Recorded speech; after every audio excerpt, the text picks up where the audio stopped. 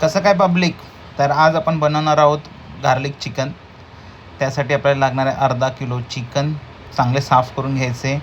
त्यामध्ये आलं लसूण पेस्ट, 3 ते 4 बारीक कापलेली हिरवी मिरची, त्यानंतर 1 छोटा चमचा मीठ, थोडीशी काळी मिरी पावडर, 1 मोठा चमचा मैदा. या सगळ्याला चांगलं एकत्र करून घ्यायचं आहे. मग एका पॅनमध्ये तेल घ्यायचे आणि हे चिकन त्यामध्ये शॅलो फ्राय करायचे. मीडियम फ्लेमवर हे चिकन गोल्डन कलर येईपर्यंत परतायचे. त्यानंतर दुसऱ्या पॅनमध्ये थोडे तेल, त्यामध्ये 1 बारीक कापलेला कांदा, 1 गाजर, 5 ते 6 बारीक कापलेले लसूण 1 ते 2 मिनटासाठी परतायचे. मग त्यामध्ये 2 छोटे ग्लास पाणी, त्यामध्ये 2 छोटे चमचे कॉर्नफ्लॉवर आणि पाणी मिक्स करून बनवलेलं सिरप टाकून 1 मिनटासाठी शिजवायचे. त्यानंतर 1 चमचा सोया सॉस टाकून ग्रेव्ही जाड होईपर्यंत परतायचे.